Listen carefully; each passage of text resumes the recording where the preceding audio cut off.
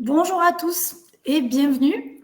Je suis Lucille Ponté, responsable communication externe au sein du groupe ISIA et je suis ravie de vous accueillir sur ce webinaire dédié à l'éco-socio-conception, un sujet, on le voit vraiment dernièrement, qui suscite beaucoup de questions et beaucoup d'intérêt au sein des organisations. Vous étiez plus de 120 participants sur notre premier webinaire Déployer une démarche numérique responsable, oui mais comment, animé en juin dernier, qui est toujours disponible en replay pour ceux qui l'auraient raté. Et face à cet intérêt grandissant, on poursuit donc sur ce format qui semble vous plaire en lançant une série de webinaires sur l'éco-socio-conception qui déconstruiront des idées reçues et prendront appui sur nos expériences externes et internes. Ce format de conférence en ligne, c'est pour nous une vraie opportunité de vous partager notre expérience en toute humilité et ça s'inscrit parfaitement aussi avec notre politique numérique responsable. On a vraiment la volonté de faire rayonner le numérique responsable en dehors de nos murs, en faisant jouer l'intelligence collective qui nous est chère. Pour plus d'interactivité, donc vous avez la possibilité d'échanger dans le chat. Pensez à publier vos éventuelles questions dans l'onglet dédié. On en traitera en fin de présentation. Et merci d'avance pour vos réponses aux sondages qui vont s'afficher au fil de la présentation.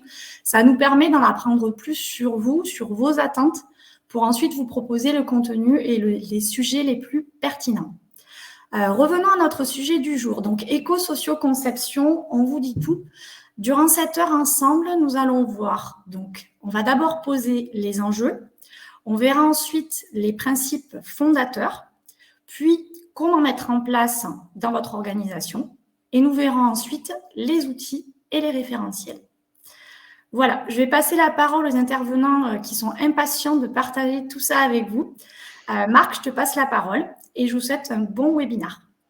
Merci beaucoup, Lucille. Donc, moi, je suis chef de projet depuis 2008 dans le groupe ISIA. Et il y a 4 ou 5 ans, je me suis vraiment intéressé au côté responsable de mon métier et donc au numérique responsable et à l'éco-socio-conception. Et depuis, j'ai une nouvelle casquette puisque je suis formateur NR et ambassadeur NR. Denis, tu prends la suite ? Avec plaisir. Donc, Denis Didier, je participe à la création des offres autour du numérique responsable et l'accompagnement des clients dans la mise en œuvre, parce qu'il y a de la production à assurer et on se doit d'avoir un niveau de qualité, d'exigence très élevé. J'ai aussi des engagements côté Institut du numérique responsable, l'INR, où je fais partie du conseil scientifique et j'ai participé à la production du référentiel de l'INR. Jean-François, je te laisse poursuivre.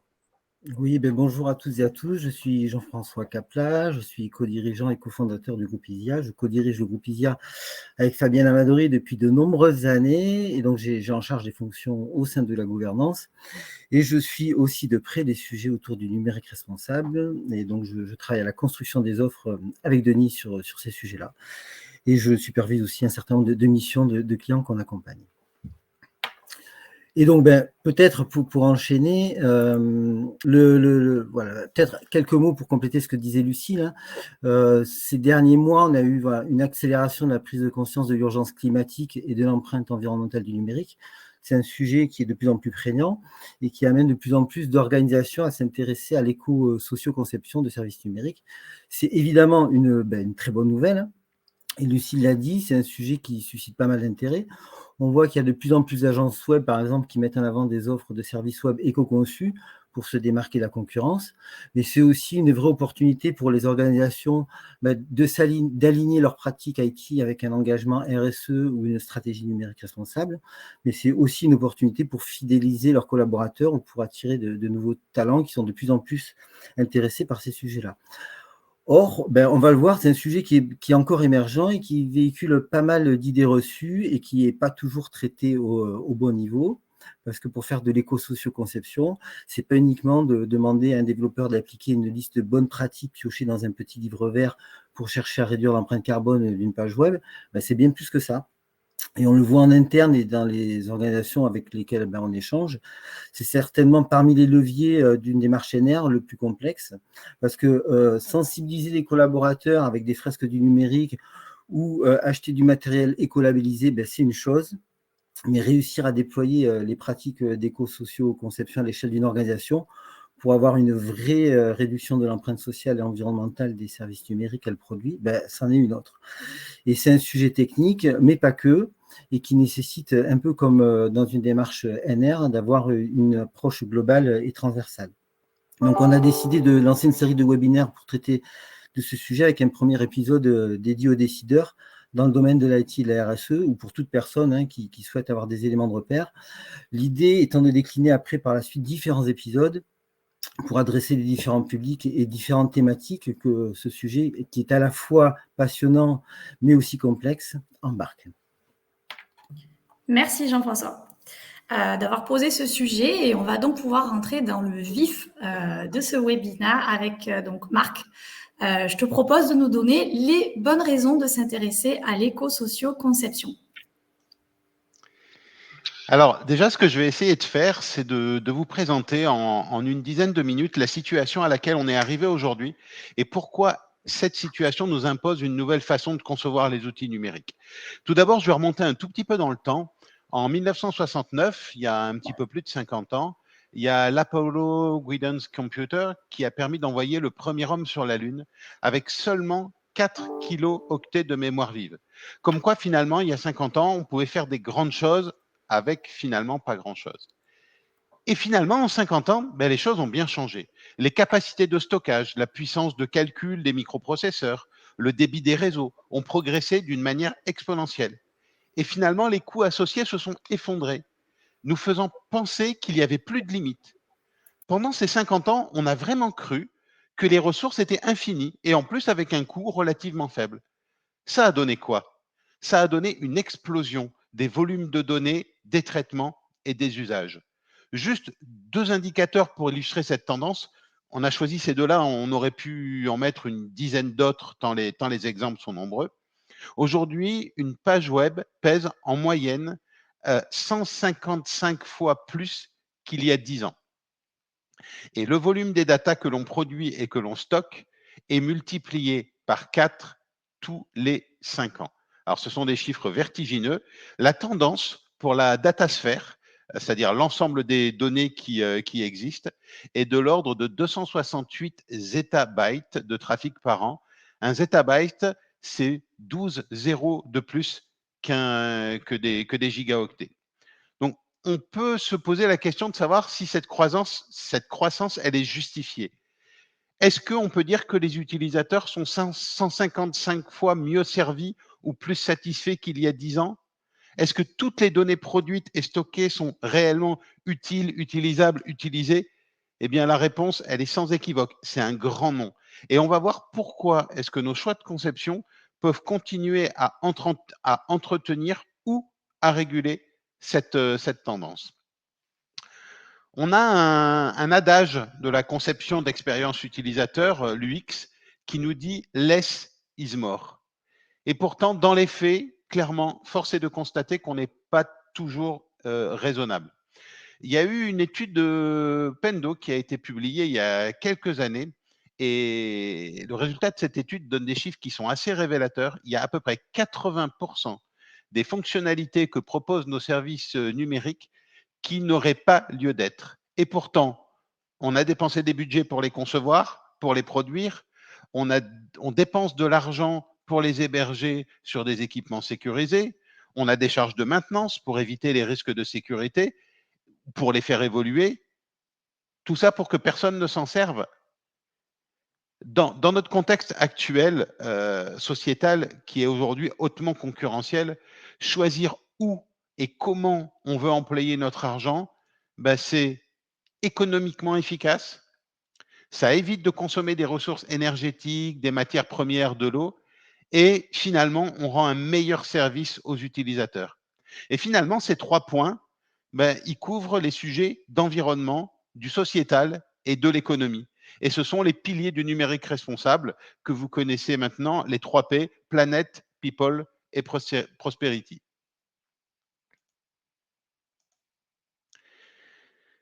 Alors, on a tous déjà entendu cette phrase, les données sont l'or noir du 21e siècle. Alors, qu'est-ce qu'il en est réellement? il y a des études récentes qui indiquent qu'une part très minoritaire des données a une vraie valeur business. Et les autres données, eh ben, elles sont là. Elles sont juste là. Aujourd'hui, les opérateurs de cloud nous vendent que un simple clic permet d'étendre un espace de stockage avec finalement un coût qui n'est pas si important que ça. Et du coup, on regarde même plus avec intelligence le choix des données à stocker et leur durée de vie. Et pour toutes ces données, c'est des équipements qui sont provisionnés avec les impacts environnementaux associés, mais c'est aussi tous les impacts qui sont générés sur l'ensemble de la durée de vie de ces données, qui sont sauvegardées, sécurisées et qui, de plus, génèrent des risques juridiques, comme nous le rappelle le RGPD. Alors, depuis 2 slides, là, je vous parle des données. Vous pensez peut-être que le concept est un peu éloigné de notre sujet d'éco-socio-conception, mais en fait, si on prend un petit peu de hauteur, d'où proviennent ces données? De nos services numériques. Comment elles sont constituées? Par nos choix de modélisation et d'architecture de stockage. Et donc, du coup, c'est autant de questions que l'on traite dans la conception des services numériques et notamment dans l'éco-socio-conception. Alors, on le sait tous, utiliser des ressources techniques matérielles, informatiques, des réseaux, des data centers, ça consomme de l'énergie. Et la création de cette énergie, elle génère des émissions de gaz à effet de serre et elle utilise beaucoup d'eau. Il y a quelques mois de ça, je vous aurais dit, la France, avec ses 60 grammes d'équivalent CO2 par kilowattheure d'électricité, est finalement très en avance par rapport à d'autres pays dont l'électricité est plus carbonée. Et aujourd'hui, l'actualité récente remet en cause cette certitude. Elle nous rappelle que nos acquis sont fragiles et qu'on doit négliger aucune dimension dans nos actions. Il suffit pour ça, et vous le voyez sur ce slide, de comparer le CO2 émis par kilowattheure du mois de septembre entre 2021 et 2022. Voilà, nos mythiques 60 grammes de CO2 se sont clairement envolés. Si jusqu'à présent, on pouvait vraiment se réfugier derrière un facteur d'émission qui était parmi les plus performants au monde et du coup minimiser les impacts du numérique, la tendance clairement ne joue pas en notre faveur. Je rappelle juste que pour rester dans le cadre des accords de Paris, on doit diviser par 5 nos émissions de gaz à effet de serre d'ici à 2050. Avec une croissance en France de la consommation d'énergie de 10% par an, peut pas vraiment dire qu'on est sur la bonne voie. Et donc, du coup, repenser la conception de nos services numériques va clairement devenir nécessaire pour des raisons de coût, d'énergie et aussi d'environnement. Au niveau des gaz à effet de serre, souvent on montre du doigt le secteur aérien qui représente 4 à 5% des émissions de gaz à effet de serre, donc ce sont des chiffres de 2019. Eh bien, dans 3 ans, en 2025, l'empreinte environnementale du digital représentera entre 5 et 6% de l'empreinte gaz à effet de serre mondiale, soit plus que l'aviation. Il y a 12 ans, en 2010, elle était aux alentours de 2%. C'est-à-dire qu'en 15 ans, elle aura triplé. Et ce qui est encore plus grave, c'est que c'est une courbe exponentielle qui, du coup, si on ne change rien, devrait continuer à se poursuivre dans les 30 ans à venir. On a une étude qui a été menée par Green IT et Razor Chief au mois de septembre sur les 90 sites les plus significatifs de l'économie française.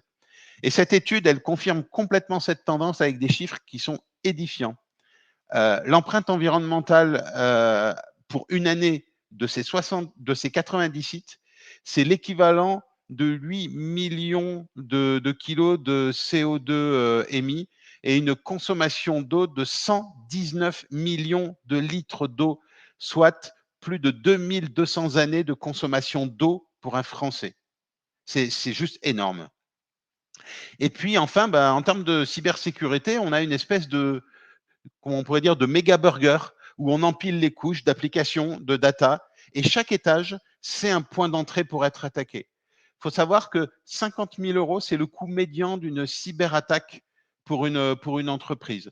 Et du coup, avec une interruption du business, avec une détérioration du matériel informatique, des fuites de données, des impacts sur la notoriété, des risques juridiques et j'en passe. Donc, clairement, on le voit, ce qu'on fait pour générer de l'activité économique en utilisant le digital doit être clairement mieux encadré. Attention, je ne dis pas qu'il est question de supprimer ou de minimiser les atouts et l'apport du digital pour nos activités et pour nos utilisateurs, mais juste finalement d'avoir une meilleure connaissance des besoins réels.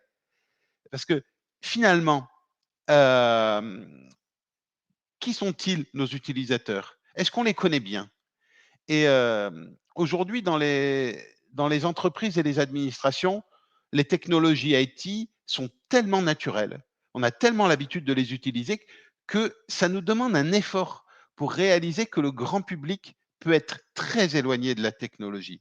Alors que ce soit lié à des difficultés d'accessibilité numérique, à une connaissance de base insuffisante pour utiliser des services en ligne, ou lié à des critères socioculturels, la capacité d'utilisation du numérique peut être réduite. On parle d'électronisme.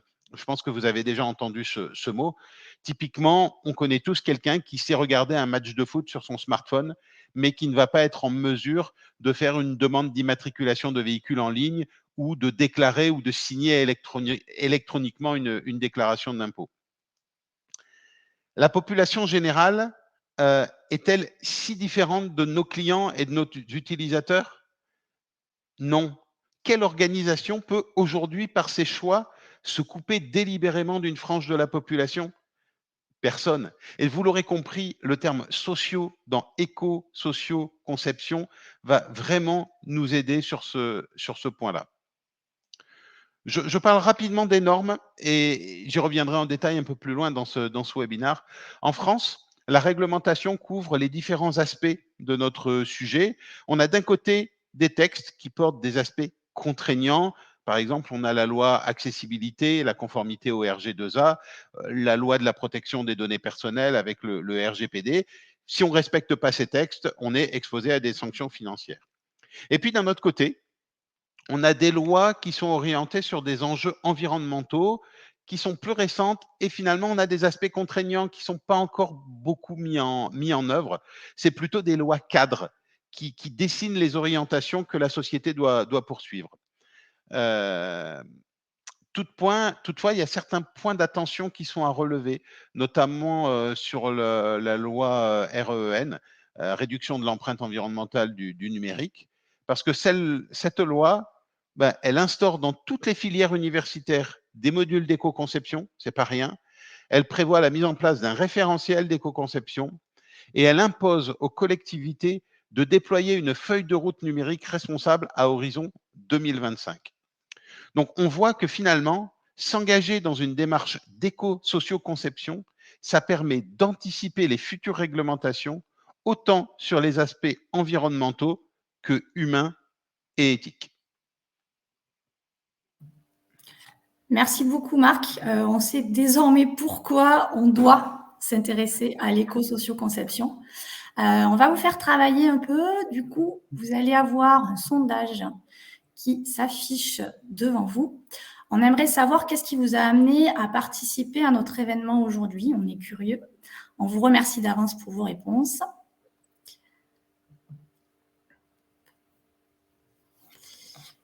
Alors, je vous laisse répondre et peut-être déjà voir. Je regarde un peu les réponses. Alors, en majorité, a priori, par rapport aux réponses que j'observe, votre organisation a déjà commencé à mener des actions dans ce sens, mais vous recherchez des éléments pour aller plus loin. Super. Merci beaucoup. On poursuit avec donc Denis et Jean-François qui vont nous présenter les piliers de l'éco-socio-conception. Je vous laisse prendre la suite. Oui, merci Lucille. Avant de parler des piliers, des fondements, on souhaite partager avec vous quelques idées reçues ou des erreurs, des choses qui sont pour nous des erreurs à ne pas commettre avant de se lancer. Et il y a une première idée reçue qui est que un site éco-conçu, c'est moche et austère. En fait, non, faire simple, ça ne veut pas dire forcément faire moche. Et pour ma part, j'ai plutôt envie de dire que c'est même le contraire, parce que ce qui est vrai pour l'art, ce qui est vrai pour l'architecture, s'applique aussi pour le design d'un site web. On peut faire beau et efficace avec une interface simple dotée d'un design sobre et épuré. Et si on reprend l'histoire des moteurs de recherche, qu'on revient 20 ans en arrière, je ne sais pas pour ceux qui ont connu Google à ses débuts, mais il était en concurrence avec un site qui s'appelait de Yahoo, et c'est clairement qui était un site très chargé, il y a beaucoup d'informations, et c'est clairement Google qui s'est imposé avec une interface simple et très efficace. Et pour compléter ce point, j'ai envie de reprendre les mots d'un de nos clients qu'on a accompagné et dont vous pourrez retrouver l'interview sur le site de l'INR. C'est monsieur Romain Dufoy-Debré de Pierre Fabre, et qui disait texto: la première des inquiétudes quand on est marketeur, c'est d'envisager une dégradation de l'expérience utilisateur. Je peux témoigner qu'il n'en est rien. L'adoption de ce référentiel n'affecte pas l'expérience utilisateur. Le site d'Exeril en est le témoin. Un deuxième point qu'on entend souvent, c'est que de faire de l'éco-socio-conception, c'est bien, mais ça va coûter plus cher et que les sponsors ne sont pas forcément à suivre pour financer tout ça. Alors ça, c'est le type d'argument typiquement qui est mis en avant par des personnes qui ont compris l'importance du sujet du NR, qui veulent le faire avancer, mais qui ne se sentent pas toujours soutenus par leur sponsor, le top management, voire les utilisateurs ou les clients. Et c'est peut-être vraiment là, la première chose à traiter, d'aller chercher vraiment de l'adhésion auprès de ces publics, à minima au travers d'actions de sensibilisation, pour les convaincre de l'importance de cette démarche. Et l'idéal étant de faire aussi un travail pour poser une stratégie NR et de réussir à la connecter à une stratégie existante, connue et déjà bien installée. Et ça, on y reviendra un petit peu plus tard. Ceci étant dit, et vraiment concernant la question des potentiels surcoûts, voilà, il faut avoir en tête que souvent, une partie des recommandations issues des référentiels sont déjà prises en compte dans l'organisation, et ça sera d'autant plus vrai si une démarche qualité est déjà en place au sein des équipes projets. Et on a plein d'exemples qui vont dans ce sens. Et on peut même aller plus loin en affirmant que l'éco-conception, ça peut être un levier de réduction des coûts si on décide vraiment de se concentrer sur les besoins vraiment essentiels. Des fonctionnalités en moins ou simplifiées, on a vu avec Marc qu'il y avait de la marge de ce côté-là, ce sont des développements en moins et des coûts de fait en moins. Et l'éco-conception est un levier puissant pour soutenir le business, en gagnant en visibilité, parce que typiquement, Google, il va privilégier plutôt les sites optimisés en leur attribuant un meilleur scoring et donc une meilleure visibilité.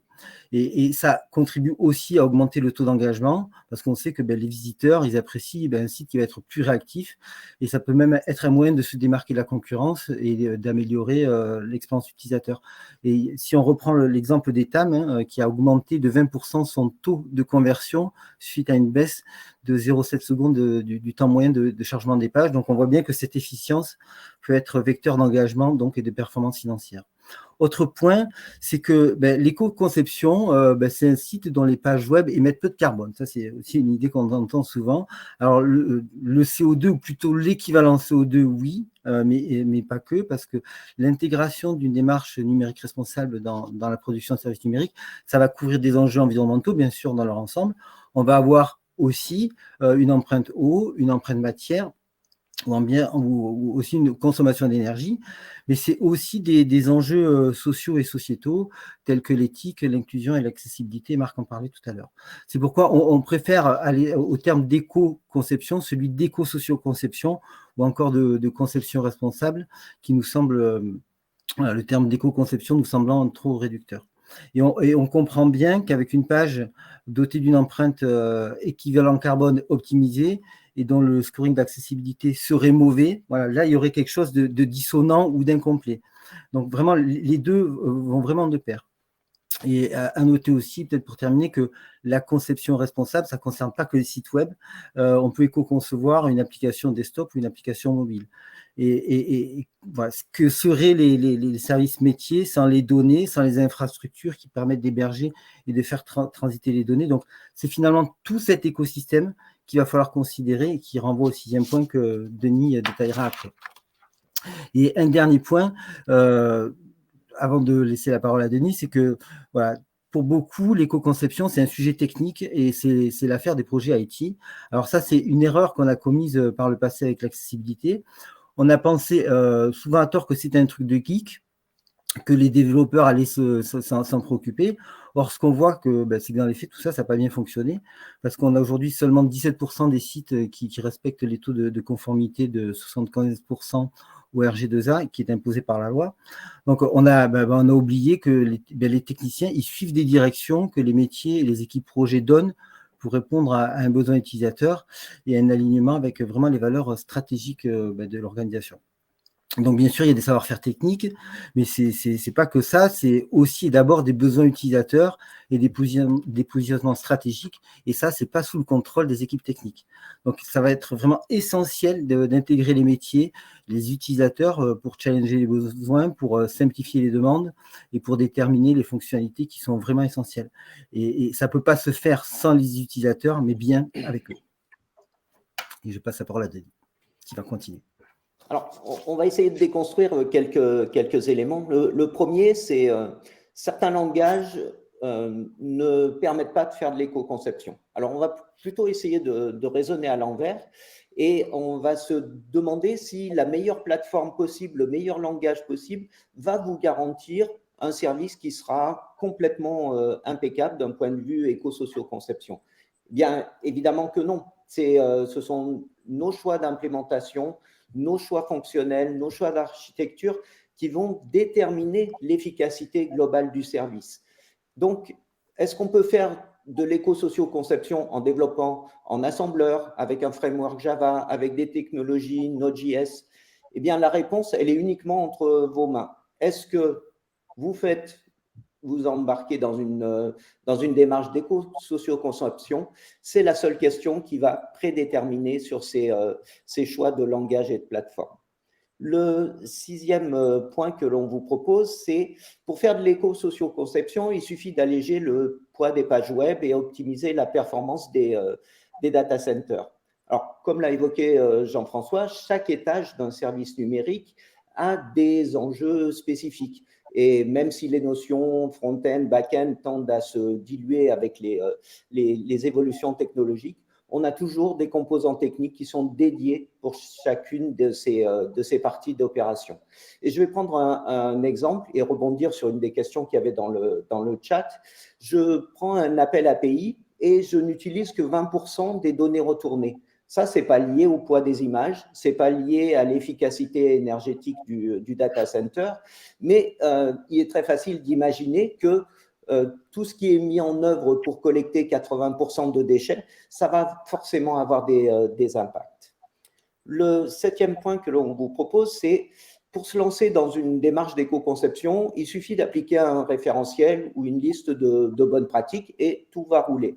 Alors, on a effectivement besoin de références, on a besoin de guides, mais comment est-ce qu'on peut transmettre à une équipe technique ou à des métiers une liste de près de 500 critères, comme ce que nous propose le guide de référence de l'INR, le GR 491.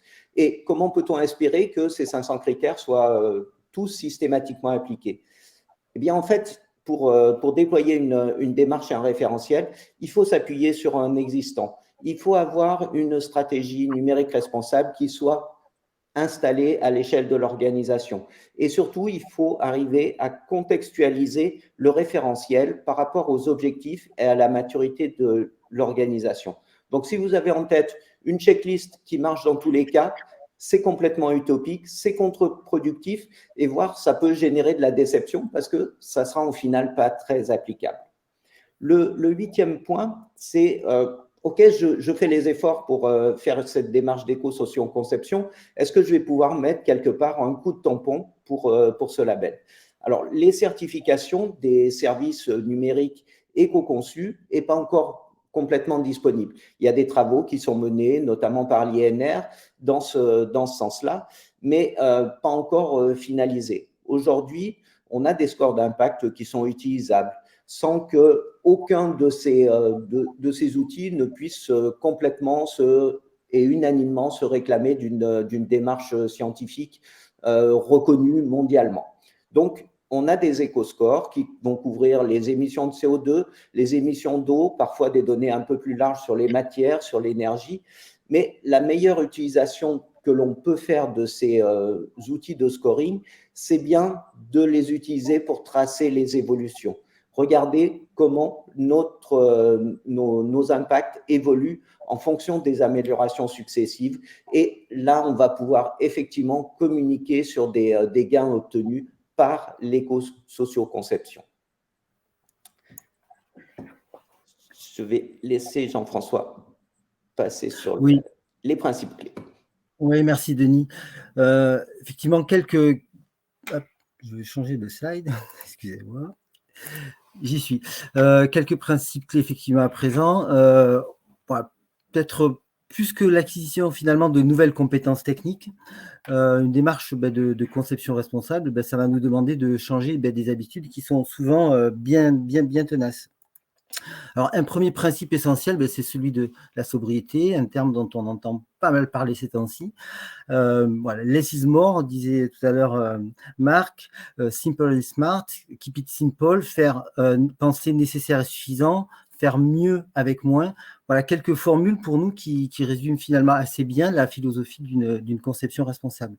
Une philosophie qu'on va appliquer vraiment à tous les stades de production des services numériques, de la phase amont de recueil des besoins jusqu'à la fin de vie, en passant par les phases de design, de développement et de déploiement. Et ça va demander de cibler les fonctionnalités porteuses d'une vraie valeur pour répondre à des besoins essentiels et non pas à des envies, c'est pas pareil, et pour éviter des phénomènes de surcharge, de gaspillage et éviter aussi les usines à gaz.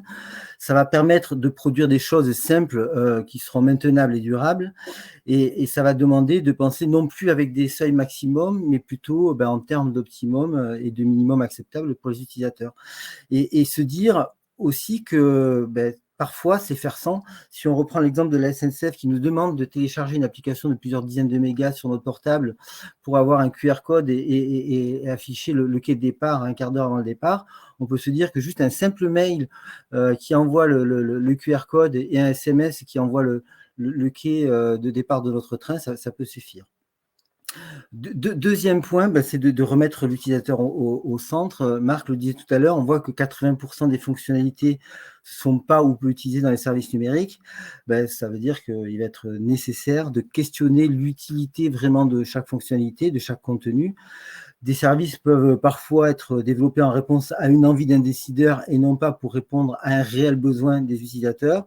Donc, finalement, c'est les utilisateurs qui sont les mieux placés pour exprimer ce dont ils ont réellement besoin et ce qui fait sens pour eux. Donc, va falloir apprendre à les écouter, apprendre à les connaître pour comprendre leurs besoins réels. Et ça, c'est un premier point essentiel. Et un deuxième point essentiel, ça va être aussi de les associer dans le travail de création des interfaces et dans l'élaboration du parcours utilisateur. Parce que vraiment, on va chercher l'efficience.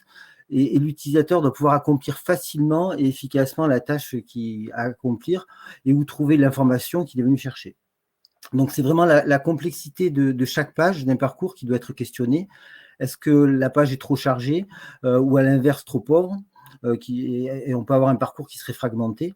Donc, chaque parcours doit être pensé pour améliorer vraiment l'efficience et par raccourci ou par ricochet, raccourcir le parcours permet d'augmenter le taux de transformation. Et donc, si on arrive vraiment à concilier le faire mieux avec moins et de remettre l'utilisateur au centre, c'est ce qui va nous permettre en fait d'arriver à un des paradigmes de l'éco-conception qui est de produire des services qui vont être utiles, utilisables et utilisés.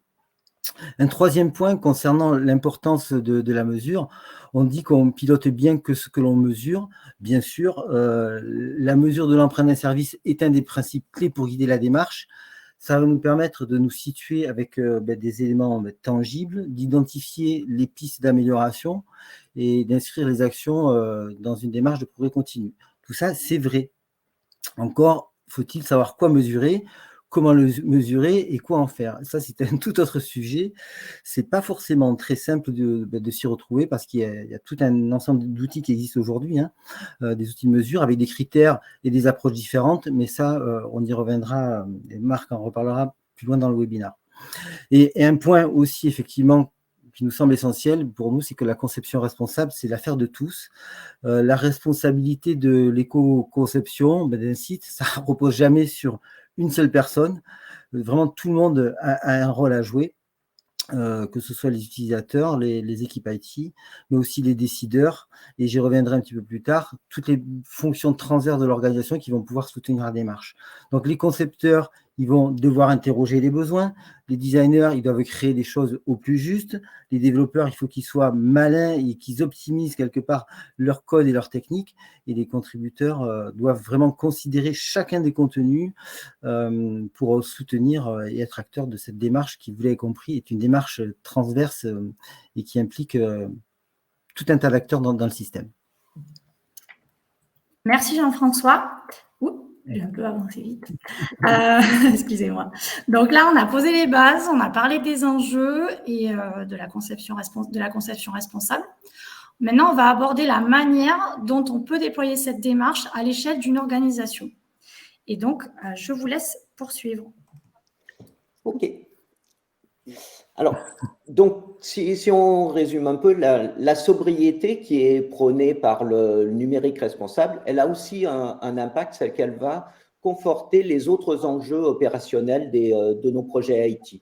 Plus de sobriété, c'est aussi des bénéfices pour le codage, pour la capacité de maintenance, pour l'encadrement de la sécurité, la performance technique, la gestion des budgets et des délais, et créer une dynamique au sein des équipes IT.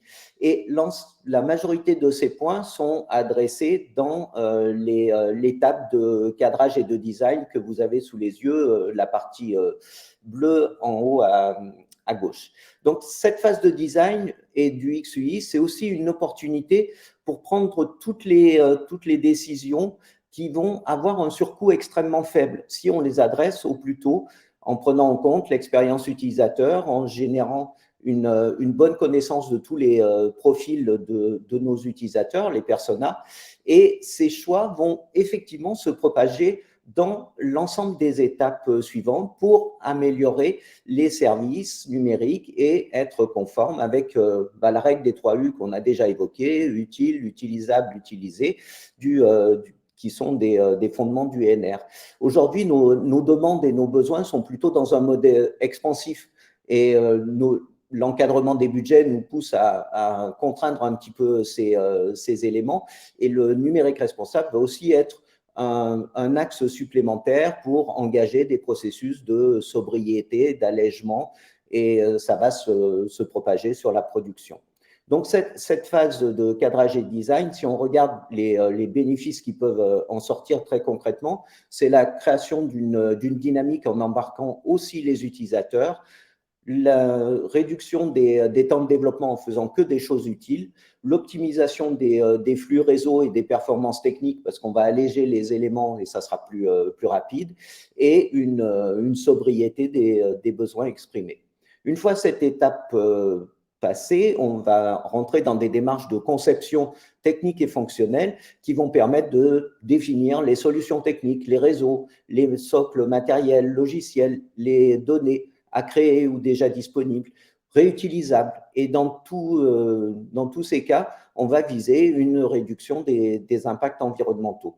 Donc, anticiper, planifier les phases de déprovisionnement au moment de la construction de ces composants va aussi être un des axes que l'on va adresser.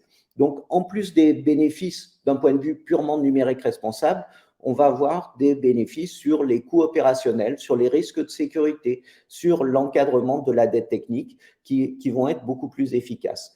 Et les bénéfices de cette étape de conception va nous permettre d'anticiper le cycle de vie à la fois des logiciels, des données, des équipements, mais aussi la réduction des surcoûts et des déchets. Alors, en termes de dimensionnement, en termes de qualité, en termes de sécurité.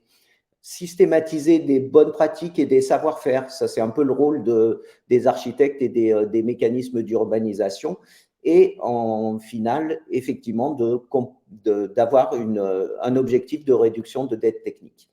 On a fait cette phase de cadrage, de conception, maintenant on va passer à l'implémentation, donc à la phase de développement.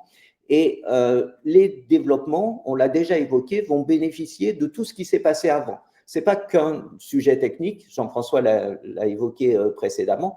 Donc, au moment où on va transmettre ces éléments aux équipes de développement, on va s'appuyer sur tout ce qui a été fait avant et les phases de développement vont pouvoir s'appuyer sur des normes de qualité logicielle, sur des règles de bonne pratique, sur des réflexes de développement qu'on va installer et la dimension numérique responsable ne va pas venir bouleverser tout ça, elle va juste venir compléter ces démarches et ces pratiques.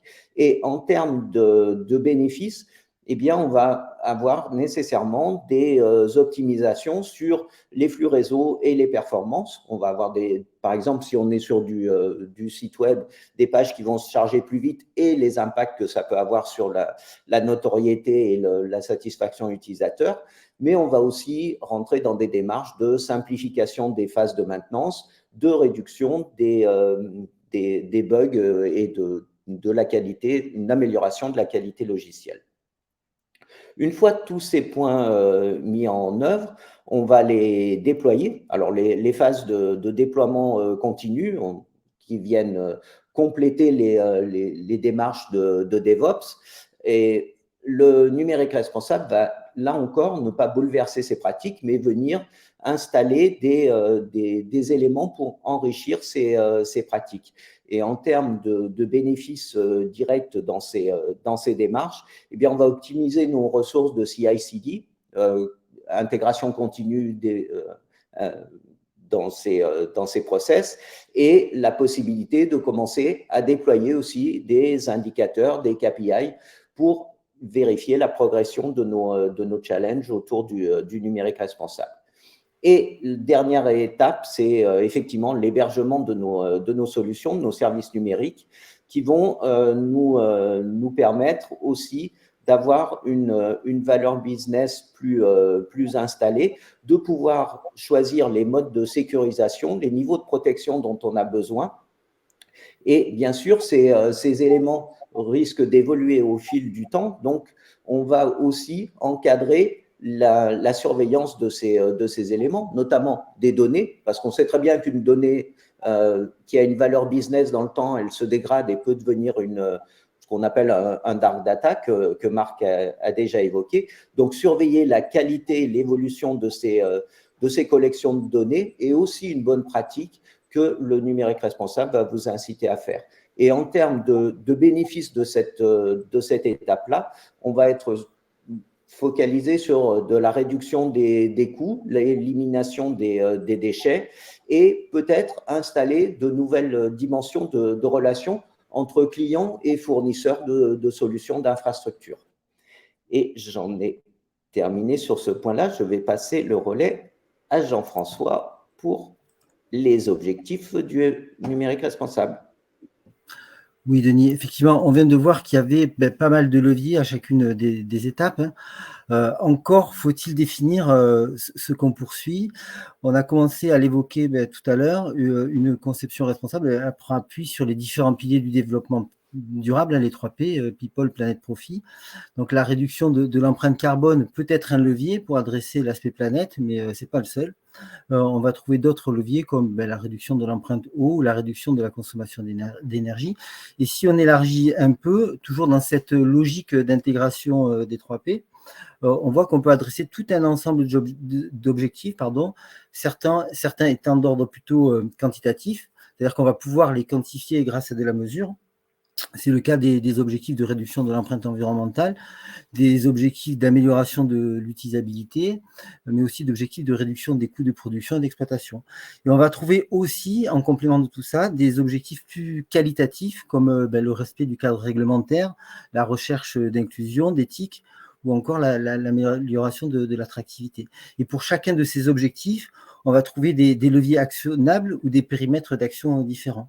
Et c'est là qu'on comprend qu'il va être important de pouvoir adosser la démarche à des objectifs NR qui auront été définis pour l'organisation. Des objectifs NR qui vont, dans l'idéal, découler d'une stratégie numérique responsable qui aura été posée pour l'organisation. Et le fait d'avoir posé une stratégie et de disposer d'objectifs NR clairs et partagés, ça va être aidant, ça va servir de guide, ça va nous aider à poser une trajectoire et à identifier vraiment les leviers qu'on va actionner et à doser les efforts. Sans ça, on peut passer beaucoup de temps à étudier les recommandations, les 491, notamment du GR 491, les recommandations des référentiels existants, ou à débattre ou à s'interroger pour savoir celles qu'on va appliquer. Donc, le fait d'adosser vraiment la démarche à des objectifs NR, ça va permettre de donner un cadre cohérent et lisible pour les équipes, et c'est ce qui va aussi faciliter l'adhésion du plus grand nombre.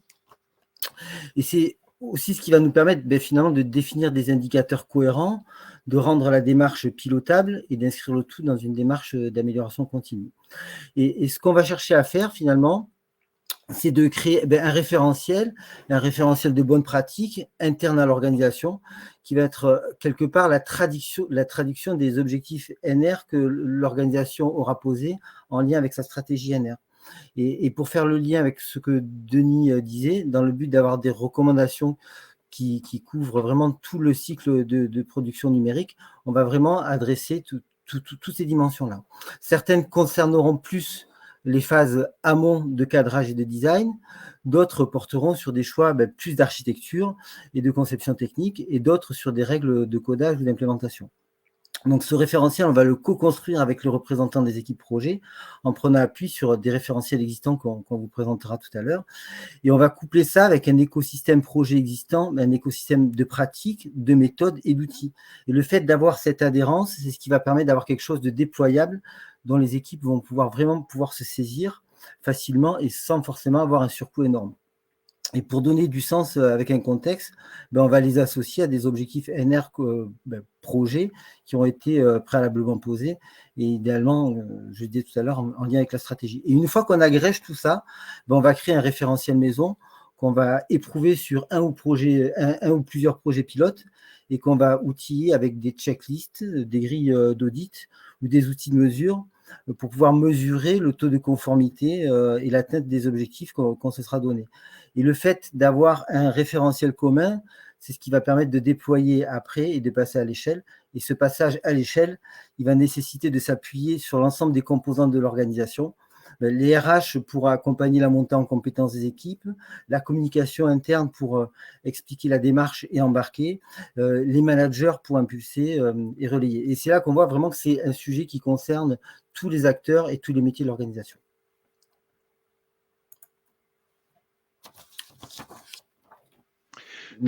Oui, je vais, juste avant de vous présenter un petit peu les référentiels, juste un petit retour sur leur histoire commune. Si on commence par le bas, le dernier né des référentiels, c'est l'AFNOR-SPEC. Et donc, du coup, on voit que lui, il a hérité de tout ce qui était disponible pour alimenter le document. En plus des référentiels, donc on a déjà cité RGESN, GR491, il a aussi agrégé des informations qui proviennent des 115 bonnes pratiques de Green IT et puis du guide de bonnes pratiques de la DINUM.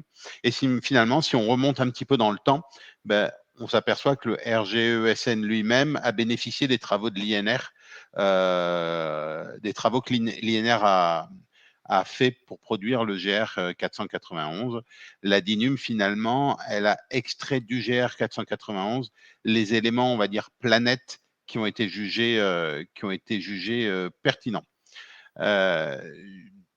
Si je vous présente effectivement l'ensemble des référentiels, ce qui est important en fait de voir, c'est que ce qu'il faut, c'est fournir à chacun des acteurs qui intervient dans la production d'un service numérique des bonnes pratiques, le moyen de s'auto-évaluer et du coup d'alimenter un backlog d'amélioration suite à cette auto-évaluation. Tous les référentiels permettent d'établir des listes de bonnes pratiques. Il y en a certains comme le RG2A qui sont déjà accompagnés de grilles d'audit et d'auto-évaluation. Et pour les autres, ce n'est pas le cas. Et il faut utiliser des outils. Par exemple, nous, on en a construit dans le groupe ISIA pour accompagner efficacement nos clients. Ces outils sont aussi ceux qui sont employés pour des audits plus complets qui interviennent dans des démarches d'intégration ou de livraison continue pour évaluer les services déjà en production. Alors, les trois dimensions du numérique responsable, planète, people, Profit ou Prosperity, peuvent être évalués avec des outils ou des méthodes que finalement l'écosystème NR a construit. Je ne vais pas rentrer dans le détail de tous ces outils, il faudrait bien plus de temps qu'un webinar. Mais alors, historiquement, en fait, les analyses d'impact en gaz à effet de serre des pages web sont les plus connues. Il y a plusieurs solutions qui sont disponibles, qui s'appuient sur des méthodologies qui sont différentes. Il est donc difficile finalement de comparer les résultats, mais par contre, pour chaque outil, ça reste tout à fait légitime de mesurer les gains, c'est-à-dire le après-avant, lorsque les critères d'éco-socio-conception ont été appliqués. Mais finalement, on le sait bien, Jean-François l'a dit tout à l'heure, qu'un service numérique, c'est bien plus que le poids CO2 de la page web qui s'affiche dans le navigateur du poste utilisateur. C'est les impacts des applications mobiles qu'il faut suivre, les solutions d'hébergement, les impacts sociaux comme l'inclusion, l'accessibilité, ou encore les règles de codage conformes aux critères de l'éco-socio-conception. Tout ça, c'est possible grâce aux outils du NR. Sur son site, et je vous conseille d'aller le voir, l'INR référence plus de 280 outils NR avec des critères de recherche. Et voilà, je vous invite à aller fouiller pour identifier finalement celui qui va correspondre le plus aux métriques que vos objectifs NR doivent reporter. Tous ces outils ou leurs équivalents sont finalement maintenant assez présents et utilisés dans la majorité des services IT. Et finalement, en les regardant sous un autre angle, on s'aperçoit que les informations qu'ils donnent pour nous aider, peuvent nous aider également à établir une stratégie numérique responsable. Je donne un exemple. On a tous mis des alertes dans les systèmes de supervision lorsque, par exemple, il y a un seuil de CPU d'un environnement de prod qui dépasse 70 ou 80%. Mais finalement, est-ce qu'on a déjà défini des seuils lorsque l'activité d'un système est en permanence en dessous de 20%? Et pourtant, si un système qui est actif avec une charge minime, c'est sans aucun doute que l'on peut se dispenser de celui-ci, ou du moins se poser la question. Et donc, du coup, pour chacun de ces outils, il y a des informations pertinentes pour réduire le volume, améliorer l'efficience, garantir la pertinence et réduire ce que j'appelle les inutiles, les déchets. Voilà, tout ça, c'est accessible dans ces outils. Il suffit bien souvent juste d'aller les chercher. Pour faire un petit retour d'expérience, sur un site web qui a été conçu, en fait, on a mis un outil pour tracer les parcours utilisateurs et les fonctionnalités. Alors, juste sur un temps court, ce qui nous a clairement permis de voir quelles étaient les pages réellement utilisées et du coup, de potentiellement soit mettre en avant certaines pages, soit carrément les supprimer si elles n'étaient pas utiles. Alors, vous allez me dire, c'est peut-être pas si simple finalement de faire ça. Et moi, j'aurais envie de vous dire, mais en fait, c'est finalement peut-être pas si compliqué de faire ça. On consacrera un webinaire sur les outils qui couvrira les outils dédiés au NR et ceux qui sont déjà déployés dans les services IT.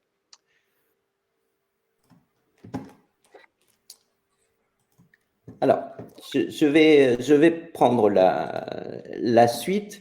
On voit que le sujet de l'impact environnemental devient de plus en plus environnemental et sociétal, je vais compléter ma phrase, devient de plus en plus présent dans la société. On a des lois, des textes réglementaires qui en sont vraiment le témoin. Et partant de là, il paraît assez naturel que la démarche puisse aussi être financée pour sa mise en place. Donc, on vous a exposé un programme qui s'appelle SONUM, qui regroupe le CNRS avec EcoInfo, l'ADEME, l'INRIA, qui va permettre de piloter, de lancer des appels à projets et de financer des projets en vue d'une réduction des impacts environnementaux des services numériques.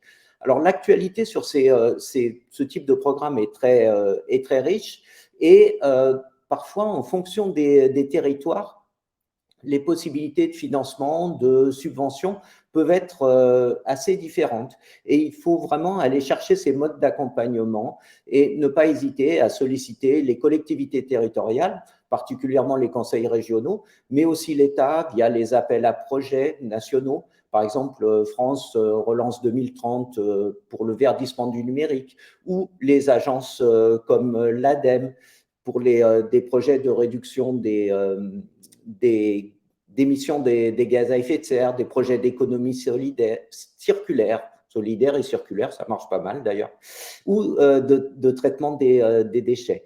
Et bien sûr, au niveau au-dessus, il y a les financements européens de type FEDER qui sont une autre alternative. Alors bien sûr, c'est un peu plus long et plus complexe d'un point de vue administratif à mettre en place, mais ça existe. En résumé, les modes de financement existent pour financer ces études, conseils, des investissements, des programmes d'animation, même de sensibilisation. Ils ne sont pas toujours simples à appréhender. Leurs caractéristiques, l'assiette des dépenses couvertes, le taux de subvention vont varier, et parfois en fonction de la taille et de la nature des organisations. Et d'ailleurs, on va projeter un webinaire spécifique sur cette thématique. Mais en attendant, on peut déjà vous proposer, vous montrer que même des petites structures peuvent enclencher une démarche numérique responsable avec des financements, et c'est dans ce sens que l'on va vous proposer une interview vidéo de l'un de nos clients qui s'appelle My Green Training Box, et je vais laisser Lucille démarrer la vidéo.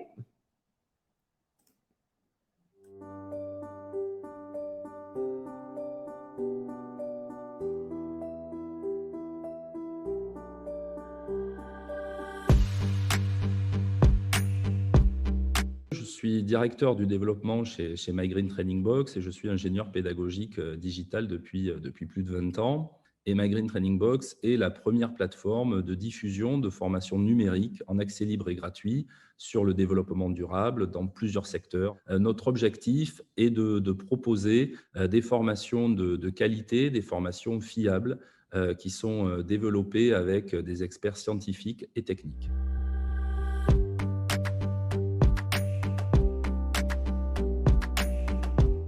On s'est intéressé au numérique responsable de par notre activité, et aussi parce qu'on nous a informé via Digital 113 de l'existence de l'INR. Donc, on a rejoint l'INR en tant que membre. Ça nous a permis de nous acculturer au numérique responsable, et on a bénéficié aussi d'un appel à projet de l'ADEME qui nous a permis de financer la formation de nos équipes au numérique responsable et de financer également l'audit de nos pratiques numériques par ISIA en fonction du GR 491.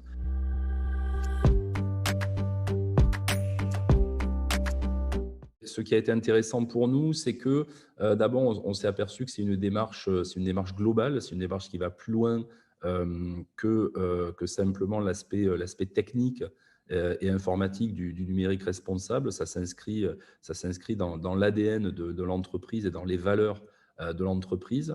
On touche fortement à la RSE, à l'implication de l'entreprise. On partait de zéro, on n'avait aucune connaissance, on n'avait aucune compétence sur le numérique responsable. On n'est pas des informaticiens, et on a pu se retrouver complètement dans cette démarche-là et en faire un vrai projet d'entreprise qu'on a pu facilement mettre en œuvre et qu'on utilise tous les jours aujourd'hui chez My Green Training Box.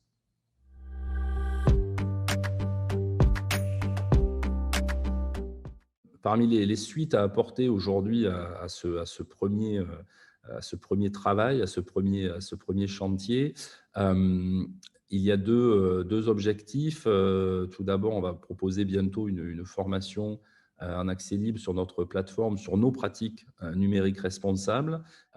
Mais surtout, c'est continuer à collaborer avec l'ADEME, avec ISIA, sur le développement de la V2 de notre plateforme, et de vraiment mettre en œuvre une plateforme éco-conçue, une plateforme qui prend en compte le numérique responsable.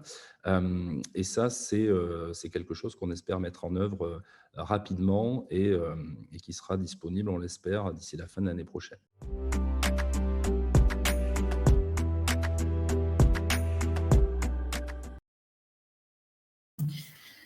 Voilà, donc suite à ce retour d'expérience, on vous propose à nouveau un sondage. On aimerait savoir quelles sont vos attentes pour le prochain webinaire. On vous l'a dit tout à l'heure, on va vous proposer une saga dédiée à l'éco-socio-conception. Et du coup, on aimerait savoir quels sont les prochains sujets pertinents à vous proposer. Alors, si on regarde un peu les résultats en direct, si on a des tendances. Ouais, donc il semblerait que le défi de la mesure dans une démarche du numérique responsable, quoi mesurer, comment et pourquoi faire, retiennent particulièrement votre attention. Donc, on en tiendra compte et on n'est pas étonné que ce sujet vous intéresse. Je repasse la parole à Jean-François qui va conclure. Alors, on est un peu en retard. Il est midi, on va peut-être déborder un peu, mais si certains peuvent rester avec nous, on a presque fini. On va conclure et on arrivera rapidement sur la fin. Jean-François. On arrive au bout. Ouais, on arrive au bout. Je vais faire vite, hein, Lucille. On l'a vu, c'est un sujet technique, mais pas que. C'est un sujet qui touche l'organisation dans son ensemble et l'humain. Donc, il va falloir vraiment qu'on arrive à intégrer tous les publics pour construire avec tout le monde et pour tout le monde. C'est vraiment ça, vraiment le sujet. Et pour ça, il y a un élément clé que nous, au sein d'ISIA, on expérimente depuis des années, c'est l'intelligence collective, qui est un outil extrêmement puissant pour embarquer les parties prenantes, pour créer de l'adhésion, pour mettre de la transversalité. Et c'est vrai que le numérique, c'est parfois pensé comme de manière atomique, avec des équipes IT, des utilisateurs et des financeurs, tout ça étant parfois un peu étanche. Et l'idée là, c'est de remettre du lien, de l'inclusion de toutes ces parties prenantes pour penser des solutions vraiment dont le collectif pourra s'emparer et qui seront déployables. Et donc, c'est vraiment remettre l'humain et l'environnement au centre de toutes ces réflexions pour tendre vers la sobriété. Et la sobriété, c'était un élément qui était au centre des réflexions du rapport Meadows il y a 50 ans, pour rendre notre modèle de société plus soutenable. On a mis 50 ans à le comprendre, et ça y est, on y est. Et on voit finalement l'éco-socio-conception comme un laboratoire pour montrer qu'une organisation peut, en prenant appui sur l'intelligence collective, en créant du lien en interne, en externe, réussir à faire de la sobriété un vecteur de progrès, mais aussi de performance et de résilience. Et ça peut être pour nous une source d'innovation et d'inspiration pour répondre aux défis de notre temps et peut-être inspirer la société dans son ensemble pour relever les défis qui s'imposent à nous. On a peut-être quand même le temps de répondre à quelques questions. Alors, il y a énormément de questions, que ce soit dans le chat ou dans les questions. Sachez qu'on pourra vous recontacter si certaines questions n'ont pas été traitées. On saura les questions qui sont restées en suspens. Je vais vous poser peut-être celle-ci. Comment fait-on pour projeter les impacts environnementaux des choix techniques? Au-delà des éléments les plus évidents, sobriété du design, volume des data. Je ne sais pas qui veut répondre. Bien, je peux commencer la réponse. Je pense qu'une des parties de réponse a été aussi amenée par l'interview de Laurent Dedieu, My Green Training Box, qui a justement insisté sur le fait que on doit dépasser ces choix techniques. Et ce qui était intéressant aussi dans cette interview, c'est le fait qu'il a annoncé qu'il n'était pas ni informaticien ni technicien, mais que ces enjeux numériques se sont vraiment propagés à l'ensemble de l'organisation, de la structure, et leur a permis de définir une stratégie. Donc, dépasser les enjeux techniques, c'est vraiment un des sujets principaux de ces éléments. C'est pas un bouleversement, on va pas modifier les choses, on va pas reconstruire tous les éléments techniques, et on va vraiment s'appuyer sur le capital de l'entreprise, le capital de l'organisation, et aussi sur le capital humain et la possibilité pour l'organisation d'avancer et de se projeter dans une intégration du numérique responsable. Jean-François, si tu veux poursuivre. Non, mais si on veut prendre une autre question, Oui, alors je peux peut-être vous poser celle-ci. Donc, l'éco-conception commence dès la phase d'amorçage et de design du besoin. Vous ne parlez pas forcément beaucoup d'intelligence collective. Quel est son rôle, en fait, dans tout ça? L'intelligence collective, j'en ai parlé un petit peu dans la conclusion, c'est vraiment d'associer les différentes parties prenantes dans les prises de décision, dans la construction des plans d'action et dans la démarche. On a vu que chaque organisation pouvait avoir une stratégie NR, des objectifs NR, avait aussi une culture, un modèle managérial, une histoire. Et c'est vraiment le fait d'associer l'ensemble des parties prenantes dans les réflexions en amont. Et idéalement, il faut avoir vraiment une gouvernance pour porter ces sujets-là, avec des équipes IT, avec les RH, j'en ai parlé, parce que je fais une parenthèse sur la montée en compétences, mais le fait d'intégrer les RH pour former les collaborateurs, et puis après intégrer dans la GEC le suivi des compétences, ça va être fondamental pour pouvoir suivre la montée en compétences des collaborateurs. Vraiment, le fait d'associer ces différentes parties prenantes dans les choix, c'est ce qui va permettre de créer de l'adhésion, c'est ce qui va permettre aussi d'avoir des décisions et des actions pensées qui seront actionnables et déployables et qui vont pouvoir vraiment permettre le passage à l'échelle. Parce que le risque, c'est de penser des choses dans un coin, de chercher à les imposer et ça rend souvent le déploiement compliqué avec des résistances qui peuvent très très vite apparaître. Et c'est vraiment cette puissance, en fait. Alors, c'est vrai que l'intelligence collective, ça repose sur des techniques, c'est finalement un processus, sur des techniques de travail collaboratif. Ça peut être plus ou moins évident à mettre en place en fonction de la culture de l'organisation, mais on voit que quand on arrive vraiment à déployer et à mettre en mouvement un collectif autour de cette dynamique d'intelligence collective, c'est puissant et c'est ce qui permet aussi d'inscrire le processus dans la durée. Merci Jean-François. Alors, pour pas vous garder trop, comme je le disais, donc on va compiler toutes les questions restées sans réponse et on reviendra vers vous pour y répondre. On va juste, donc merci à ceux qui sont encore présents à nos côtés. Si vous avez donc quelques secondes pour nous dire votre avis, en fait, on aimerait bien savoir ce que vous avez pensé de la présentation d'aujourd'hui. Pour potentiellement s'améliorer par la suite et avoir vos retours.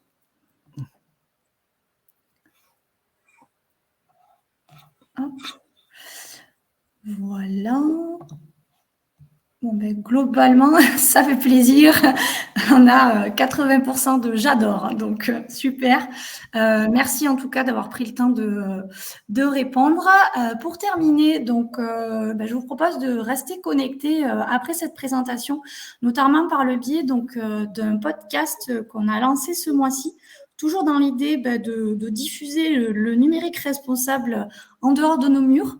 L'idée de ce podcast, c'est de donner la parole à des collectivités, des grands groupes, des PME. L'histoire étant de montrer que le numérique responsable, c'est possible et accessible à tous et on trouvait ce format vraiment bien pour donner la parole aux organisations. Donc, chaque mois, vous aurez un portrait d'un acteur engagé, d'une organisation qui a décidé d'adopter des pratiques plus vertueuses de ses usages numériques. Le premier épisode est en ligne avec Philippe Derouette du groupe BPCE. N'hésitez pas à l'écouter, il est disponible sur toutes les plateformes. On sera également présent, donc c'est la fin de l'année là qui approche sur le Green Tech Forum, qui est le premier événement professionnel lancé l'année dernière dédié à la réduction de l'empreinte environnementale du numérique, organisé par Planet Tech Care, je vais y arriver. On sera présent donc pendant 2 jours sur le stand pour échanger avec vous et également on interviendra, donc Fabienne Amadori interviendra sur la table ronde quels outils et ressources pour former ces équipes au numérique responsable, donc sur l'aspect formation. Et ensuite, pour connaître les dates des prochains webinaires, donc on va planifier en fonction notamment de vos votes les sujets des prochains webinaires de cette saga d'éco-socio-conception. N'hésitez pas à rester connectés sur LinkedIn pour connaître les dates, à nous suivre. Et puis, si vous avez aimé ce webinaire, n'hésitez pas à l'indiquer en commentaire sur la publication de l'événement. Voilà. On termine. Merci à tous. Énormément de réactions dans le chat aujourd'hui. On voit vraiment, comme on le disait au début, que c'est un sujet qui intéresse et qui vous préoccupe et c'est plutôt chouette. Merci à tous et à bientôt pour la suite. Merci à tous. Bonne journée. À tous. Bonne journée.